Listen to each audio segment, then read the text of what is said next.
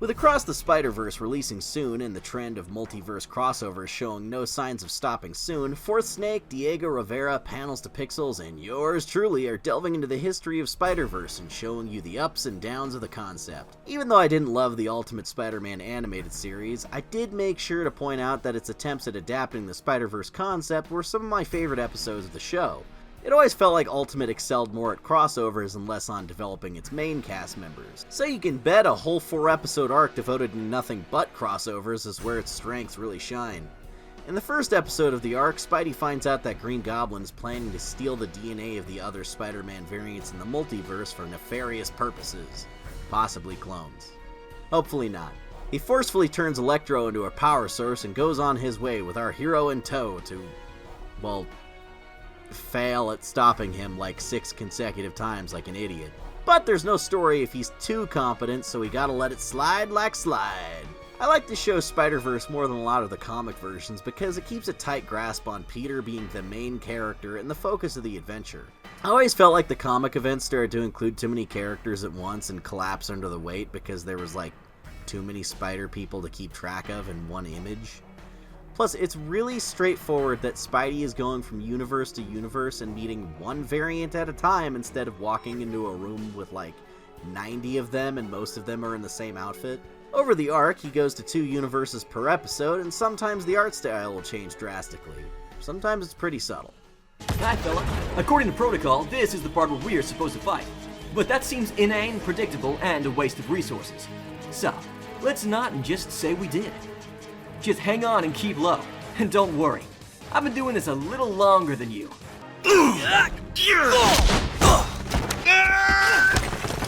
First up is a cool 3D art style in the futuristic world of 2099. I do love the look of this 3D art style here, but the actual animation is a bit clunky.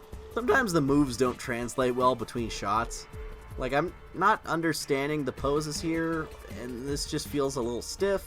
Don't get me wrong, I would love more 3D Spider-Man animation, I just wished it looked as fluid as the keyframes in that 2003 show. The models were lower quality, but the movement was buttery smooth and slick as hell. It seems like the Spider-Verse movie is the best of both of these by having a cool cel-shaded 3D style and smooth animation movements. Across all of these segments, there's a recurring theme of the Prime Spidey helping his counterparts get a confidence boost and find their way back to the light if they're in the process of quitting the superhero biz. All of these crossovers are too short to develop the characters too well, but they succeed at getting the point across in the time available. So we start to see Spidey inspiring Miguel to keep up the good work and carrying on his legacy. And, I'm tired. I don't want to record this right now. Are you dissing the Threads? Oh, come on, this is classic. Red and blue. He says the traditional costume is red and blue as if what Miguel is wearing is not also red and blue, and this will forever haunt me. You know, Venom meets Miguel in the comics and says his costume is ripped off from his. Also, Flipside assumes Spider-Man and Venom fused into a single entity because of the color scheme. Okay, we can all agree that it factually is a black and red costume, regardless of your opinion on if that's better or worse than it being blue. I don't like talking about this all the time, but you keep bringing it up and I feel obligated to respond. While we're at it, Storm's 90s costume is silver, not white. The second half of this episode is unfortunately the worst one in the arc.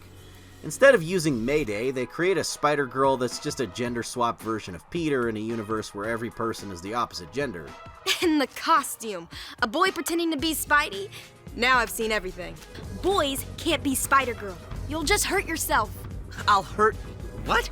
Well, her voice acting is pretty crap, so I can believe she's a variant of this chuckle fuck, alright. The only confusing part is that she's incredibly sexist towards Peter for being a boy. And it's weird because I genuinely couldn't see him acting like that to her if the roles were reversed and she ended up on his world instead. Maybe it was meant to echo Mayday meeting Peter via time travel and him being a bit of a chauvinistic dumbass, but this take on Peter just, like, isn't like that.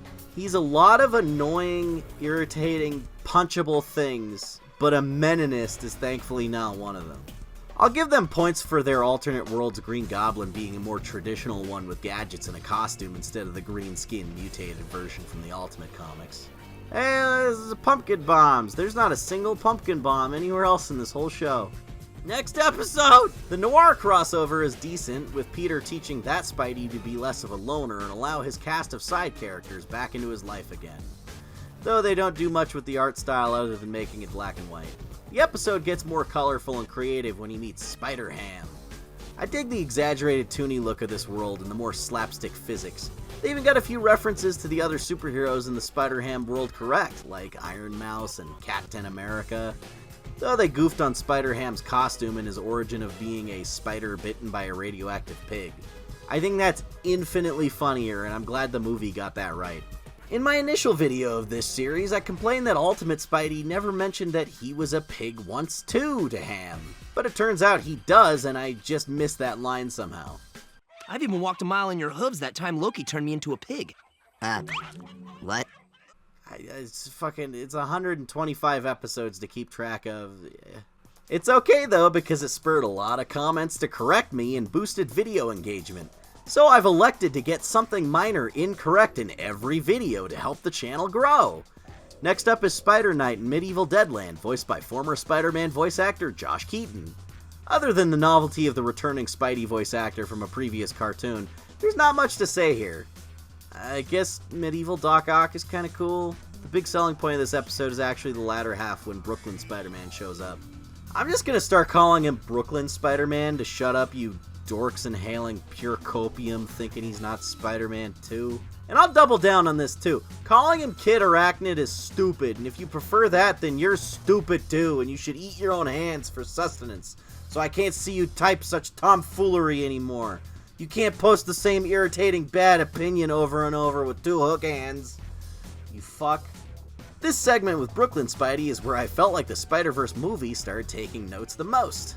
It's just more streamlined than the way adult Peter met Miles in the Spider-Men book. Though some moments from that did make it into the movie too, more or less. Some shots and story beats from this and the following Spider-Verse episodes seem to get folded into the Spider-Verse movie pretty perfectly, thus solidifying my opinion that these episodes are some of the best the show had to offer. Like that dragon Green Goblin design, both Spider-Men meeting at Peter's grave, and a lot of the lessons Miles learns from Peter. You may not have been able to save the other Peter Parker, but today, you saved me. But it's okay to be afraid. As long as I don't let fear get in the way of doing what's right. I'll try to be the best Peter Parker Spider-Man I can be. You don't have to be Peter Parker to be Spider-Man. Miles Morales is just fine. I've gone on record as thinking Brooklyn Spider-Man's initial run was pretty underwhelming with its lackadaisical characterization, but this episode sees him start to find his place as a character a little more. And the Insomniac games pushed him a little further with some fresh ideas, and then the movie came along and knocked it out of the park. It's like a game of telephone where after adapting it enough times, they finally made Miles super cool and interesting to me after all the Bendicisms were shaken off. Then the comics got good too. God, I wish Peter's books were doing as well as Miles'. Fuck. Hey, you wanna hear something cool? Alright, take off your headphones and turn up the volume. It's okay, I'll wait. Alright, you got it? Alright, okay.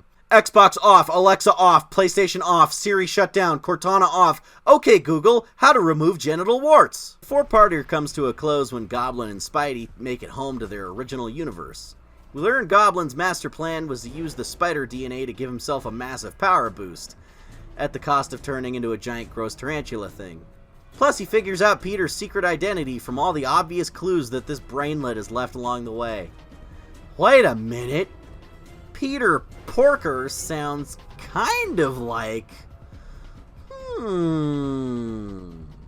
It was Peter Palmer all along! After some lackluster voice acting from our lead, he calls in the cast of other guys voiced by actual voice actors that have talent, plus Spider-Girl.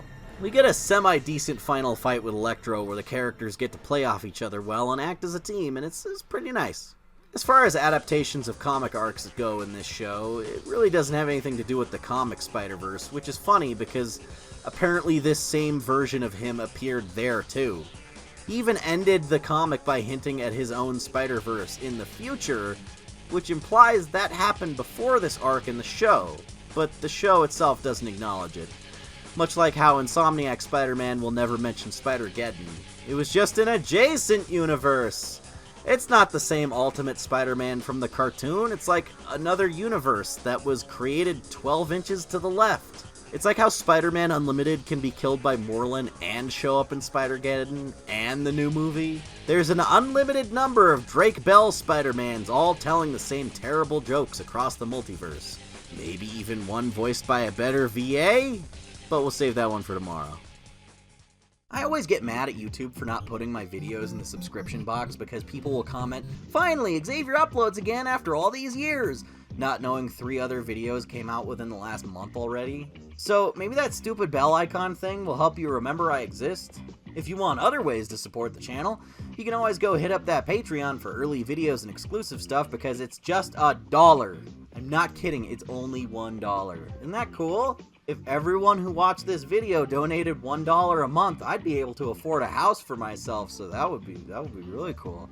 You can also check out our merch on TeePublic, or just buy some of my random stuff on eBay. I have a pretty substantial collection of old toys that are still in the box in perfect condition, so go take a look in case you find something you like. And lastly, since this is a YouTube video and you probably play Fortnite, drop my creator code XavierGM next time you buy a silly dance or a cool character skin. Really helps me out. See you next time!